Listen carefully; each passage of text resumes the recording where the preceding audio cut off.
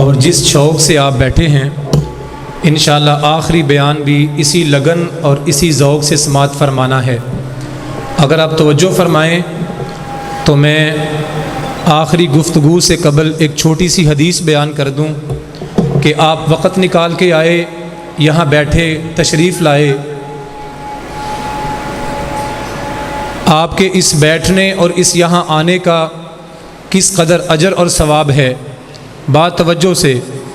رحمت کائنات جناب محمد الرسول اللہ صلی اللہ علیہ وسلم نے فرمایا کہ جو اللہ کے گھر میں آیا دین سیکھنے یا سکھانے کے لیے، یہ دین کی بات سننے کے لیے اللہ کے گھر میں بیٹھا، جب یہ اٹھ کے جائے گا اللہ اس بندے کو مکمل حج کرنے والے کے برابر اجر عطا کرے گا۔ ہمارے آج کی اس محفل کے مہمان خصوصی بہت ہی قابل قدر نوجوان اسلامی اسکالر محترم جناب الشیخ حافظ محمد یوسف لاہوری صاحب، میں ان کو بڑے ہی ادب اور احترام سے گزارش کرتا ہوں مائک پہ تشریف لائیں اور عظمت قرآن کے عنوان پر ہم کلام ہوں۔ بہت ہی قابل قدر مہمانان گرامی محترم جناب حافظ یوسف لاہوری صاحب، اللہ تعالیٰ ان کی تشریف آوری قبول فرمائے۔ السلام علیکم ورحمۃ اللہ وبرکاتہ۔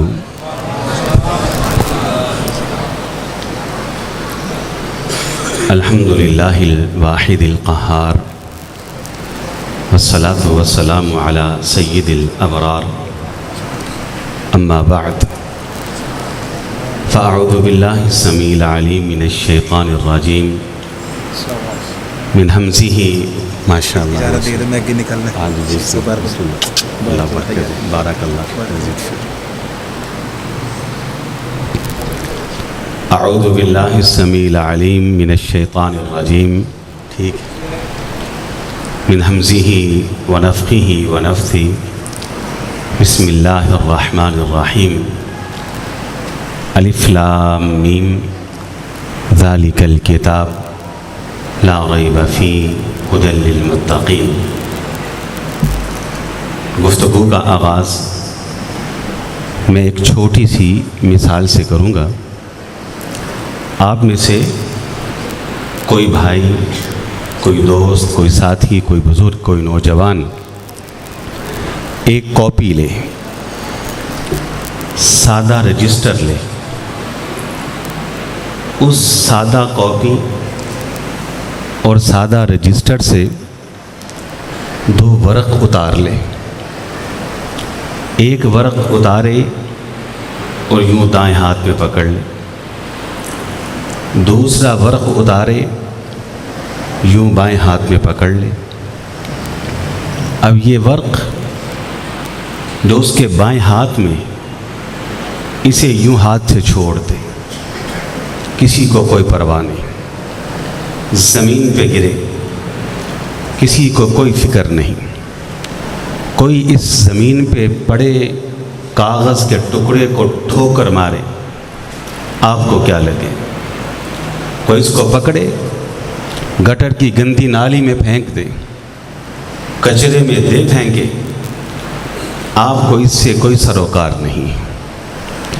اور یہ جو کاغذ کا دوسرا ورق ہے آپ کے دائیں ہاتھ میں، اب ذرا کوشش کریں کاغذ کے اس ورق کے اوپر چھوٹی سی آیت لکھ دیں، بسم اللہ الرحمن الرحیم۔ اب کچرا تو بہت دور کی بات، پاؤں کی ٹھوکر تو بہت دور کی بات، زمین پہ گرنا تو بہت دور کی بات، میرا آپ کا ضمیر اور ایمان یہ گوارا نہ کرے گا کہ کاغذ کا یہ ٹکڑا اب میرے ہاتھ سے گر نہ پائے۔ ہم اسے تعظیم کی نگاہ سے دیکھیں گے، احترام کی نظر سے دیکھیں گے، اسے توقیر کی نظر سے دیکھیں گے، اسے خوشبو میں معطر کیا جائے گا، اسے الماری کے اندر محفوظ کر دیا جائے گا۔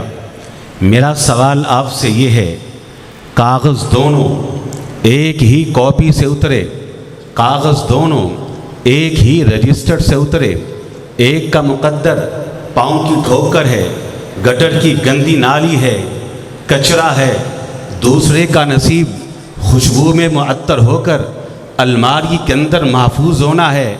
وجہ کیا ہے؟ جواب آئے گا، پہلا کاغذ جیسے ہی کاپی سے اترا ویسے ہی زمین پہ گرا، ویسے ہی اس کو ٹھوکر لگی، ویسے ہی وہ گٹر کی گندی نالی کے اندر پھینکا گیا۔ لیکن یہ جو دوسرا ورق ہے، اس ورق کے اوپر قرآن کی ایک آیت آ چکی ہے، بسم اللہ الرحمن الرحیم۔ اب اس ایک آیت نے اس ورق کو یہ عزت دی ہے، یہ زمین پہ نہیں گر سکتا، یہ کچرے میں نہیں جا سکتا، یہ خوشبو میں معطر ہوگا، پوری عزت و احترام کے ساتھ الماری کے اندر محفوظ ہوگا۔ حضرات، جب قرآن کی ایک آیت نے کاغذ کے ایک سادہ ورق کو یہ عزت دی ہے، بتلائیے کہ جس دل اور سینے کے اندر سارے کا سارا قرآن محفوظ ہوگا، اس انسان کی عظمت کا عالم کیا ہوگا۔ کو معمولی عمل نہیں قرآن مجید کو اپنے سینے کے اندر محفوظ کرنا۔ مبارکباد کے مستحق ہیں وہ ماں باپ، مبارکباد کے مستحق ہیں وہ اساتذہ اکرام، مبارکباد کے مستحق ہیں وہ لوگ کہ جو معاونین ہیں، مبارکباد کے مستحق ہیں وہ لوگ جو علماء پہ مال خرچ کرتے ہیں، طلباء پہ مال خرچ کرتے ہیں، مدارس پہ مال خرچ کرتے ہیں، قرآن مجید کی تعلیم کے اوپر، قرآن کی تعلیم کے اوپر مال خرچ کرتے ہیں۔ مبارکباد کے مستحق ہیں وہ لوگ۔ اب میری گفتگو کا آغاز ہونے لگا ہے، وقت مختصر ہے، چند موٹی موٹی باتیں میں نے آپ سے کرنی ہے۔ پہلی بات، قرآن مجید کے حوالے سے چند باتیں ہیں جس کا شاید ہم کو علم نہیں۔ پہلی بات، قرآن مجید کی طرح اس دنیا میں دوسری بھی آسمانی کتابیں موجود ہیں۔ تورات ہے، انجیل ہے۔ تورات کو ماننے والے یہودی بھی اس دنیا کے اندر موجود ہیں۔ انجیل کو ماننے والے عیسائیوں کی بڑی تعداد دنیا کے اندر وہ موجود ہیں۔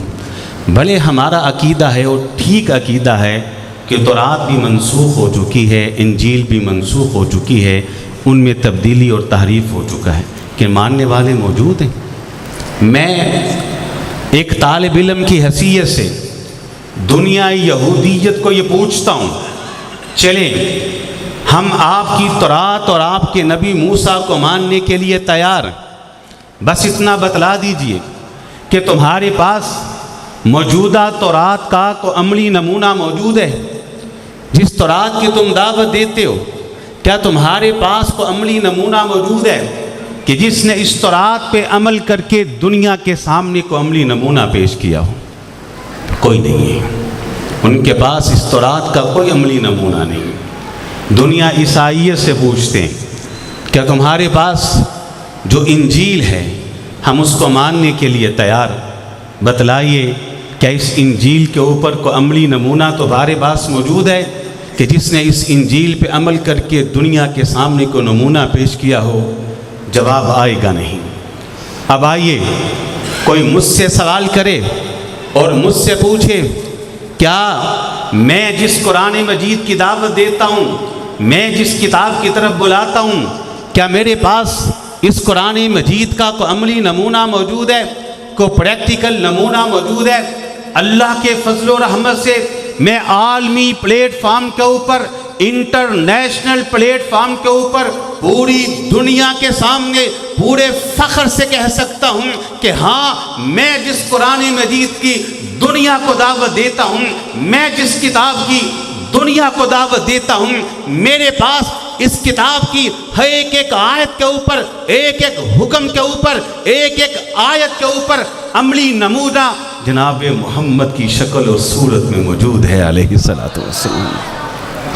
ہمارے پاس یہ عملی نمونہ موجود ہے کہ جس نے قرآن مجید کے ہر حکم پہ عمل کر کے، ہر آیت پہ عمل کر کے دنیا کے سامنے ایک نمونہ پیش کیا۔ اور آپ کو علم ہے، یہ جو کلام اللہ کے اندر بات موجود ہے، لَقَدْ كَانَ لَكُمْ فِي رَسُولِ اللَّهِ أُسْوَةٌ حَسَنَةٌ، کیا ترجمہ ہے اس کا؟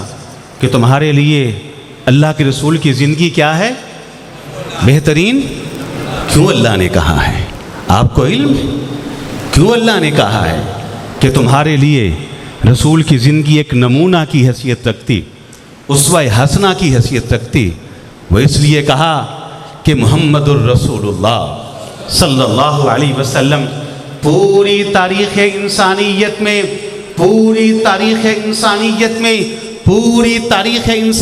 میں یہ واحد ہستی ہیں، یہ واحد شخصیت ہے کہ جن کی ساری زندگی کو اللہ نے قرآن کی صورت میں قرآن کی طرح محفوظ کر دیا ہے۔ اللہ ساری زندگی محفوظ کر دی، یہ اعجاز ہے۔ یہ ہے وہ کتاب قرآن مجید فرقان حمید جس کی ہم دعوت دیتے ہیں۔ اس امت نے اس قرآن کے ساتھ کچھ زیادتیاں کی ہیں، اس امت نے اس قرآن کے ساتھ کیا کیا ہے؟ کچھ زیادتیاں کی ہیں۔ میں ان زیادتیوں کو بیان کرنے سے پہلے ایک بات آپ کے گوش گزار کروں کہ صحابہ کرام کا قرآن کے ساتھ کیا تعلق تھا۔ میں معذرت کے ساتھ ایک بات آپ کو بتا دوں کہ میری گفتگو ذرا طالب علمانہ ہوتی ہے، پورے ملک میں آتے جاتے ہیں، دن رات سفر میں رہتے ہیں، پروگرامز میں رہتے ہیں، میری گفتگو بڑی سادہ اور طالب علمانہ ہوتی ہے، اور بسا اوقات میری گفتگو میں کچھ کرواہٹ بھی ہوتی ہے۔ دل آزاری مقصود نہیں ہوتا، مقصد اپنی اور آپ کی اصلاح ہوتا ہے۔ بڑا لمبا سفر کر کے آئے ہیں، نکال کے آئے ہیں، چند ایسی باتیں کر دیں جس سے آپ کی بھی اصلاح ہو اور میری بھی اصلاح ہو۔ آج کے دور کے مسلمان کا وقت ماپنے کا پیمانہ کیا ہے؟ گھنٹے اور منٹ۔ کیا پیمانہ ہے جی؟ گھنٹے اور منٹ۔ آپ مجھ سے سوال کریں، حافظ صاحب کس شہر میں ہیں؟ فلاں شہر میں ہوں، ہم تک پہنچنے میں کتنا ٹائم لگے گا؟ جواب آئے گا 1 گھنٹہ 2 گھنٹے۔ میں آپ سے پوچھوں کہ یہاں سے شہر لاہور آپ نے جانا ہے تو کتنا وقت لگے گا؟ کیا آپ بتائیں گے؟ سب بولیں جتنا وقت 1 گھنٹہ۔ اللہ اکبر۔ آج کے دور میں وقت ماپنے کا پیمانہ منٹ ہیں، گھنٹے ہیں، یا کوئی اور پیمانہ ہو سکتا ہے۔ اللہ کی قسم اٹھا کے کہتا ہوں، جب ہم احادیث کا مطالعہ کرتے ہیں، جب ہم سیرت مطہرہ کا مطالعہ کرتے ہیں تو میں حیران ہوتا ہوں، اس بات کے اوپر حیران ہوتا ہوں کہ حضرات صحابہ اکرام ان کا وقت ماپنے کا پیمانہ قرآن مجید تھا۔ کیا تھا؟ قرآن مجید۔ آپ حیران ہوں گے کہ حافظ صاحب قرآن مجید اور وقت ماپنے کا پیمانہ؟ صحابہ اکرام وقت قرآن سے ماپا کرتے تھے؟ جی ہاں، صحابہ اکرام کا جو پیمانہ تھا وقت ماپنے کا وہ قرآن مجید تھا۔ علماء بیٹھے ہیں یہاں پہ، مشائخ موجود ہیں، ان سے پوچھ لیجیے، جب کسی صحابی سے سوال ہوتا بتلائیے نبی علیہ الصلاۃ والسلام اذان اور اقامت کے درمیان کتنا ٹائم اور وقفہ رکھتے؟ جواب آتا اتنا وقفہ رکھتے جتنا وقفہ 50 آیتوں کو تلاوت کرنے میں لگتا ہے۔ اللہ۔ کسی سے سوال ہوا بتلائیے کہ آپ کے گھر سے مسجد آنے کا دورانیہ کتنا تھا؟ جواب آیا میرے گھر سے مسجد میں آنے کا دورانیہ اتنا ہے جتنا وقت قرآن مجید کی اتنی آیتوں کو پڑھنے میں لگتا ہے۔ اور پڑھ لیجیے احادیث، مشائخ علماء آپ کے شہر کے اندر موجود ہیں، آپ ان سے رجوع کرے، پوچھے کہ صحابہ اکرام جب کسی کو وقت بتایا کرتے، کسی سے وقت پوچھا کرتے تو ان کا پیمانہ کیا ہوتا تھا؟ تو جواب آئے گا وہ قرآن مجید تھا۔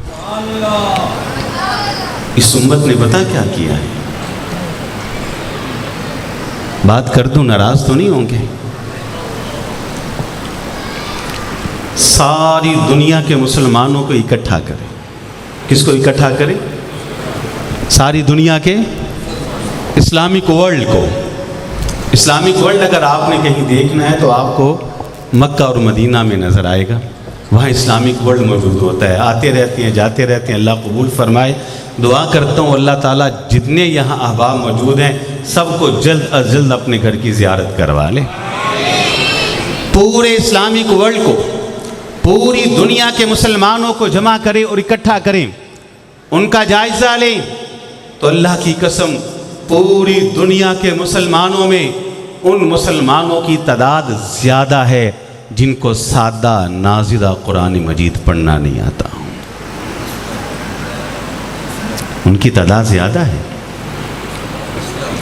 ہم چونکہ طالب علم ہیں پورے ملک میں گھومتے رہتے ہیں پروگرامز کے لیے، دیہاتوں میں، کبھی پہاڑوں میں، کبھی کہیں کبھی شہروں میں ہمیں اندازہ ہے پوری دنیا کے مسلمانوں میں ان کی تعداد زیادہ ہے جن کو سادہ قرآن پڑھنا نہیں آتا.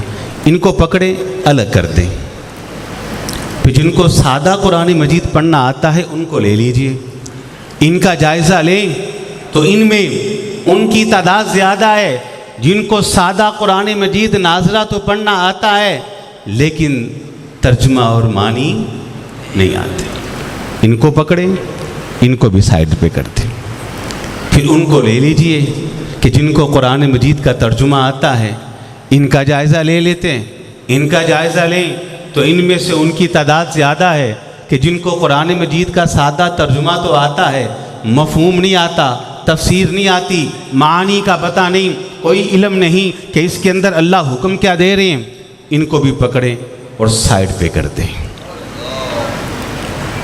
پوری دنیا کے مسلمانوں میں وہ مسلمان, پورے اسلامک ورلڈ کے اندر وہ مسلمان کہ جن کو ناظرہ پڑھنا آتا ہے, ترجمہ بھی آتا ہے, معانی بھی آتے ہیں, مفاہیم بھی آتے ہیں, تفاسیر بھی آتی ہے, ان کو لیں تو ان کے اندر ان کی تعداد زیادہ ہے جو ان کے مطابق عمل نہیں کرتے, وہ زیادہ ہیں. ان کو پکڑے سائڈ پہ کر دیں. اب آئیے اس مسلمان کا حال دیکھیے, اسلامک ورلڈ کا حال دیکھیے. پوری دنیا کے اندر وہ مسلمان جو قرآن مجید ناظرہ بھی جانتے ہیں, قرآن مجید کا ترجمہ بھی جانتے ہیں, قرآن مجید کے معانی بھی جانتے ہیں, قرآن مجید کے مفاہیم کو جانتے ہیں, قرآن مجید کی تفسیر کو بھی جانتے ہیں, قرآن مجید کے شان نزول کو بھی جانتے ہیں اور اس کے مطابق عمل بھی کرتے ہیں. پوری دنیا کے اندر گنے چنے مسلمان آپ کو ملیں گے. مسلمانوں کا وہ دور جو خلافت کا دور تھا, مسلمانوں کا وہ دور جس دور کے اندر مسلمان دنیا میں غالب تھے, مسلمانوں کا وہ دور جس دور کے اندر مسلمان حاکم تھے, وہ دور جس کو ہم صحابہ اکرام کا دور کہتے ہیں. ذرا اس دور کا جائزہ لے لیں, تمام صحابہ کو اکٹھا کر لیں, صحابیات کو اکٹھا کر لیں, تمام بزرگ صحابہ کو اکٹھا کر لیں, تمام نوجوان صحابہ کو اکٹھا کر لیں, بچوں کو جمع کر لیں, تمام کے تمام اصحاب رسول کا جائزہ لیں تو رزلٹ کیا آئے گا. تمام کے تمام صحابہ اکرام, تمام کی تمام صحابیات وہ قرآن مجید اس کا ترجمہ بھی جانتی تھے, معنی مفہوم بھی جانتے تھے اور اس کے مطابق عمل بھی کرتے تھے. اس امت نے یہ کیا ہے. اور اگلا جرم کیا کیا ہے؟ یہ دو بچے ہیں, اللہ تعالیٰ ان کو باعمل عالم بنا دے. انہوں نے حفظ مکمل کیا ہے. آج یقیناً مٹھائی کا بھی انتظام ہوگا, شرینی بانٹی جائے گی. ایسے ہی ہے نا. میں ایک بات کرنے لگا ہوں اور مجھے امید ہے کہ آپ میری اس بات سے ناراض نہیں ہوں گے, خفا نہیں ہوں گے. یہ بھی ایک مبارک عمل ہے, اس کو جاری رہنا چاہیے. لیکن میرا ایک سوال بنتا ہے اس موقع پہ آپ احباب سے. سوال یہ ہے کہ ہم نے کہا کہ آج قرآن مجید مکمل ہوا ہے, ایسے ہی ہے نا, مکمل ہوا ہے آج. ہمارے ہاں قرآن مجید مکمل ہونے کا جو معنی پیش کیا جاتا ہے وہ یہ ہے, یا تو بچے نے ناظرہ مکمل کیا ہے یا پھر بچے نے قرآن مجید کو زبانی یاد کر لیا. ہم کہتے ہیں قرآن اس کا مکمل ہو گیا. ایسے ہی ہم تقریبات میں جاتے ہیں, گفتگو ہوتی ہے, بیانات ہوتے ہیں, ہم کرتے ہیں, تقاریر ہوتی ہیں, مجمع لگتا ہے. مبارک عمل ہے, میں پہلے کہہ دوں مبارک عمل ہے, اس کو جاری رہنا چاہیے. لیکن جو نقطہ میں بیان کرنے لگا ہوں, جو درد میں رکھنا چاہتا ہوں, جو تکلیف میں آپ کے سامنے بیان کرنے لگا ہوں, پورے ملک میں جائیں, کوئی ایک ایسا ایجوکیشن ادارہ, کوئی ایک ایسا تعلیمی ادارہ, کوئی اسکول, کوئی کالج, کوئی یونیورسٹی مجھ کو دکھا دیجئے جہاں بچہ تعلیم کے لیے جائے اور اردو کے علاوہ کوئی اور زبان میں کتاب پڑھے, گھر آئے اور آ کر محض الفاظ ماں کو سنا دے اور ماں کہے کہ تو نے کتاب کو مکمل کر لیا. میں مثال دیتا ہوں. پہلے دن بچہ اسکول میں جاتا ہے, آپ بیچتے ہیں, میں بیچتا ہوں, اپنا بیٹا اپنی بیٹی. بچہ اسکول میں گیا, بیٹی اسکول میں گئی, واپس آئی, اس نے آ کر کہا APPLE apple, DOG dog, BIRD bird, CAT cat, ELEPHANT elephant. وہ سناتا جائے Z تک تمام الفاظ آپ کو سنا دے. کہے گا ماں میں نے پوری کی پوری ABC اور پورے کے پورے الفاظ آپ کو سنا دیے. ماں کہے گی بیٹا نہیں, APPLE ایپل, بتا ایپل کا معنی کیا ہے, CAT کیٹ, بتا کیٹ کا معنی کیا ہے, DOG ڈوگ, بتا ڈوگ کا معنی کیا ہے, ایلیفینٹ, بتا ایلیفینٹ کا معنی کیا ہے. اللہ کی قسم جب تک میرا بیٹا, آپ کا بیٹا, میری بیٹی, آپ کی بیٹی ایپل کا معنی سیب نہ بتا دے, کیٹ کا معنی بلی نہ بتا دے, ڈوگ کا معنی کتا نہ بتا دے, ایلیفینٹ کا معنی ہاتھی نہ بتا دے, اللہ کی قسم ہم اس کتاب کو مکمل ماننے کے لیے تیار نہیں, ہم اس اسکول کو ماننے کے لیے تیار نہیں, ہم اس تعلیم کو ماننے کے لیے تیار نہیں. اور میری انگریزی کی کتاب ترجمے کے بغیر, معنی کے بغیر, مفہوم کے بغیر, سمجھ کے بغیر مکمل نہیں. یہاں بچے نے بسم اللہ سے لے کر والناس تک سارا قرآن حفظ کر لیا, ترجمہ اس کو بسم اللہ کا بھی نہیں آتا, ہم کہتے ہیں قرآن مکمل ہو گیا.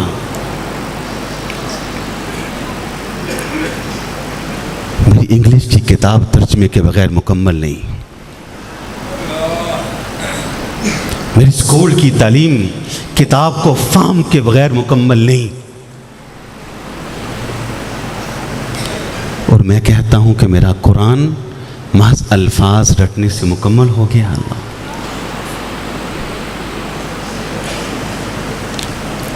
کیا یہ حقیقت نہیں ہے؟ دن بدن قرآن سے تعلق کمزور سے کمزور ہوتا چلا جا رہا ہے.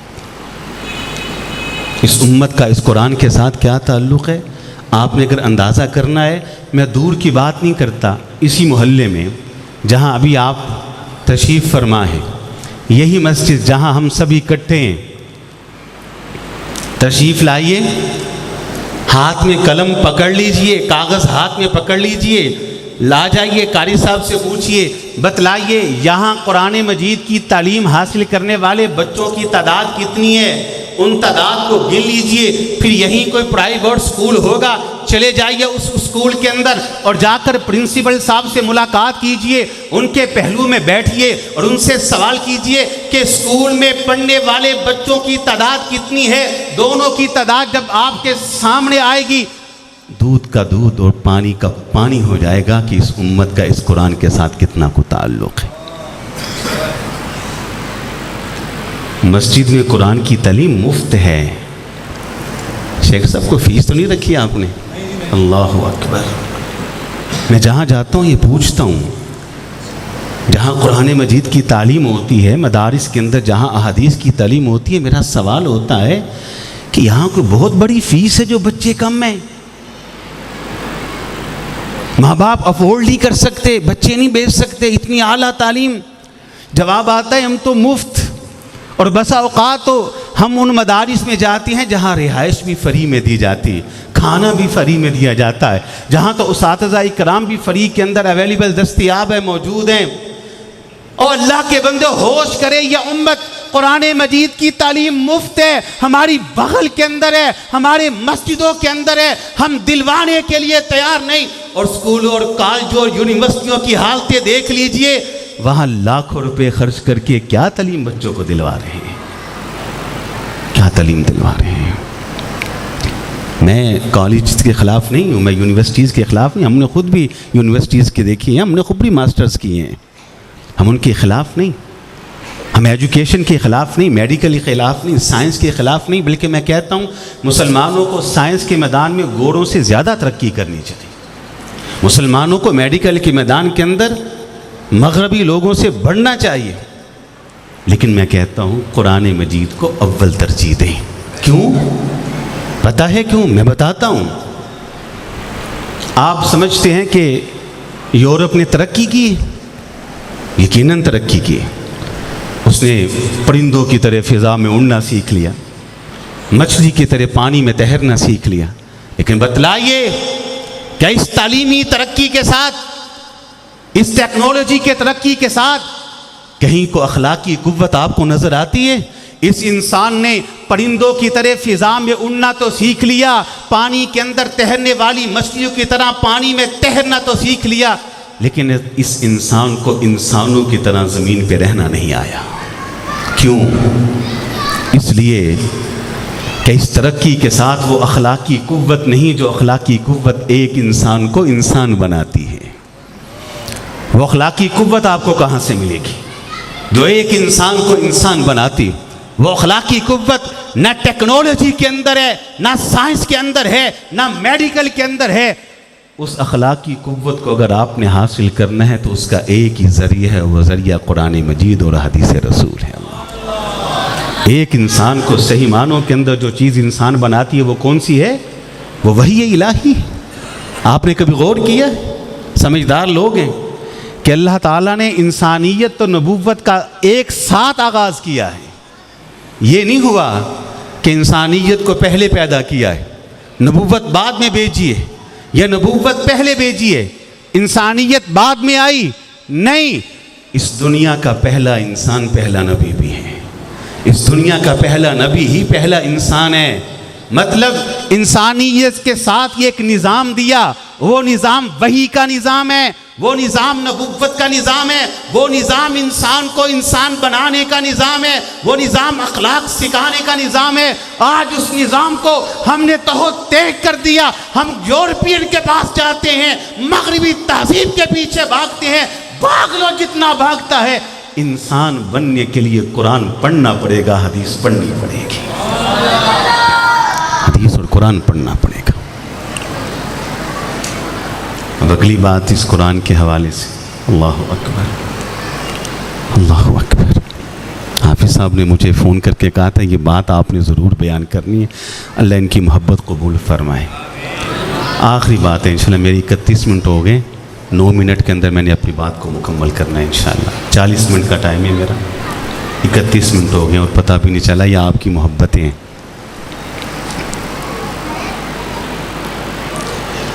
قرآن مجید کا آغاز ہوتا ہے نا، ابتدا ہوتی الحمدللہ رب پڑھیں الحمدللہ رب حدیث میں الفاظ ہیں، اللہ فرشتوں کے سامنے کہتے ہیں حامدانی عبدی، فرشتوں دیکھا میرا بندہ میری حمد اور تعریف کر رہا ہے، معروف حدیث ہے۔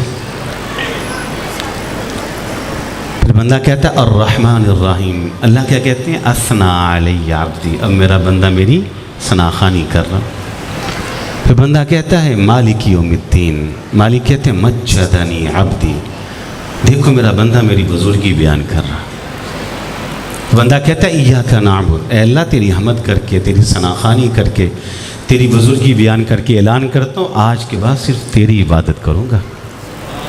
وَإِيَّاكَ نَسْتَعِينُ، آج کے بعد صرف تجھ سے مدد مانگوں گا۔ اللہ کہتی ہے اچھا یہ بندے تو نے میری حمد کر دی، ثناخوانی کر دی، میری بزرگی بیان کر دی، جب آج کے بعد تیرا سر صرف میرے سامنے جھکے گا، تیری جھولی میرے سامنے پھیلے گی، تیرے ہاتھ میرے سامنے اٹھیں گے تو مدد مجھ سے مانگے گا، چل مانگ کیا مانگتا ہے، میں تمہیں دینے کے لیے تیار ہوں۔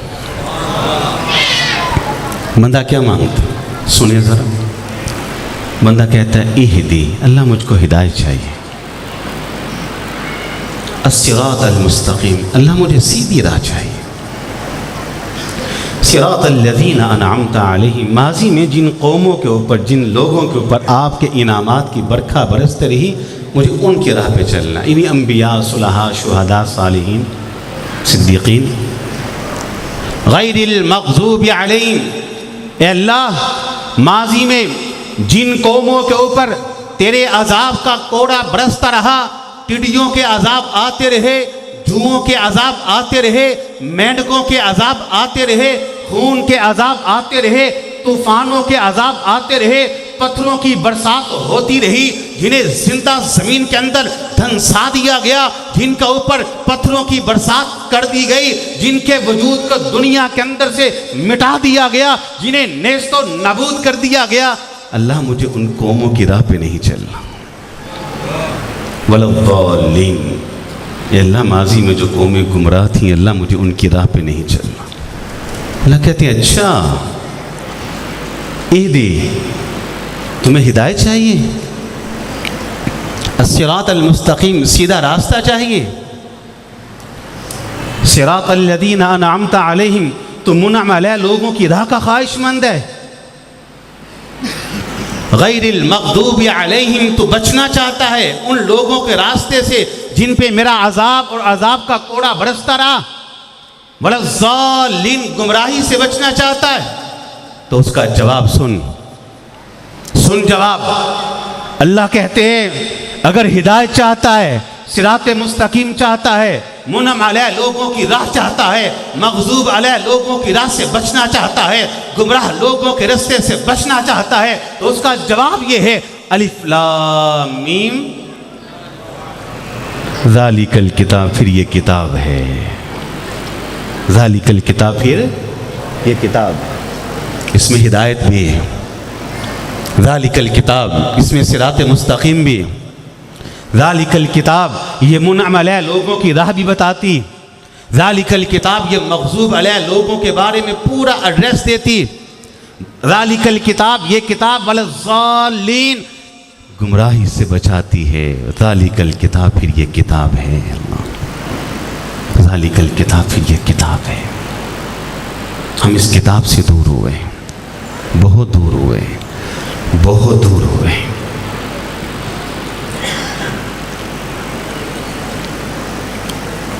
ذرا نا تھوڑی دیر کے لیے، چند منٹ کے لیے اس ترقی یافتہ دور سے، ان اونچی اونچی عمارتوں سے اپنا تعلق توڑیں، اس ترقی یافتہ دور سے نظریں چرائیں اور آج سے 1500 سال پہلے چلے جائیے، دیکھیے، مشاہدہ کیجئے کہ آج سے 1500 سال پہلے زمین کے اوپر کیا ماحول تھا۔ حضرت عیسیٰ کے زندہ آسمانوں پہ اٹھائے جانے کے بعد یہ حضرت انسان کہ جس کو مسجود ملائکہ ہونے کا شرف حاصل ہے، ساری کائنات کو لفظ کن سے بنایا، اس انسان کو اللہ نے اپنے ہاتھ سے بنایا، یہ اعزاز حاصل ہے۔ یہ انسان کس طرح زندگی بسر کر رہا تھا؟ حالات یہ تھے، قاتل قتل سے، چور چوری سے، ڈاکو ڈاکے سے، زانی زنا سے، بدکار بدکاری سے، شرابی شراب سے لطف اٹھا رہا تھا، اکثر خدائی خدا کو بھول بیٹھی تھی، خدا کا یہ بنایا ہوا سر حجر و شجر کے آستانے پہ جھک رہا تھا۔ یہ نبی آدم کی گمراہی کا ٹھیکیدار شیطان ملعون اپنی کامیابیوں کے اوپر برہنہ رقص کر رہا تھا، معصوم بچیوں اور زیر دست غلاموں کی دردناک چیخ و پکار قیامت سے پہلے قیامت صغریٰ کا منظر پیش کر رہی تھی۔ ان حالات کے اندر انسانیت کی رشد و ہدایت کے لیے اللہ نے اگر کسی چیز کو زمین پہ اتارا تو آسمان کی بلندی سے قرآن کی صورت میں قرآن کو اتارا تھا۔ اللہ اس قرآن نے آ کے بتایا، اے انسان تیرے اس دنیا میں آنے کا مقصد کیا ہے، کس نے بتلایا؟ اے انسان تو نے اولاد کی حیثیت سے ماں باپ کا احترام کیسے کرنا ہے، کس نے بتلایا؟ تو نے ماں باپ کی حیثیت سے اولاد کی تربیت کیسے کرنی ہے، کس نے بتلایا؟ یہ حلال ہے، یہ حرام ہے، فرق کس نے سمجھایا؟ یہ حق ہے، یہ باطل ہے، تمیز کس نے سکھائی؟ یہ کرنا ہے، یہ نہیں کرنا، فرق کس نے سمجھایا؟ سب کچھ ہم کو قرآن نے سکھلایا، بس ہمیں قرآن کے ساتھ جڑنا ہے۔ میں آپ کو چلتے چلتے ایک دعوت فکر دے کے جاتا ہوں، اس فقیر کی بات کو لکھ لیجئے۔ 4 یا 5 بیٹے اور بیٹیاں ہیں نا، 4 یا 5 6 5 بیٹے بھی بیٹیاں آپ کی ہیں نا، حق تو یہ کہ سب کو دین کے لیے وقف کر دیں، نہیں نا، صرف ایک فیروز والا کے اندر سے ہر گھر سے صرف ایک بیٹا اور بیٹی، للبنات کا ادارہ بھی ہمارے درس نظامی کا ادارہ، وہ خوش قسمت ہیں آپ لوگ، اللہ کی قسم، جنت آپ کے گھر کے اندر بانٹی جا رہی اور تقسیم کی جا رہی۔ اس للبنات کے اندر ایک بیٹی بھیج دیں، اس جامعہ کے اندر ایک بیٹا بھیج دیں، بس ایک بیٹا، بس ایک بیٹی بھیج دیں، اسے قرآن کی تعلیم سے مزین اور آراستہ کر لیں۔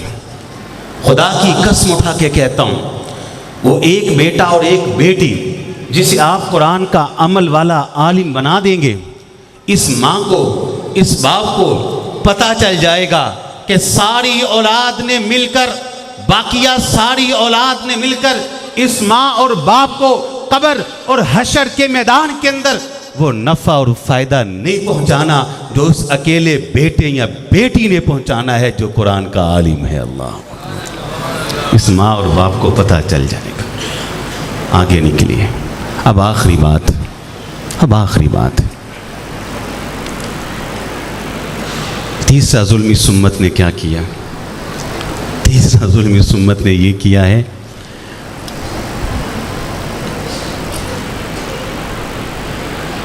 جو ہمارے لائق بچے تھے نا، قابل، جو دیکھنے میں بھلے لگتے، ذہین بچے تھے، ہم نے جب تاریخ پڑھی ہے، سیرت کو پڑھا ہے، تو ہم نے تو یہ پڑھا ہے کہ ہمارے اسلاف جو لائق اور ذہین جو قابل بیٹا اور بیٹی ہوتی، وہ کس کو دیتے تھے؟ وہ قرآن کو دیتے تھے، وہ حدیث کو دیتے تھے۔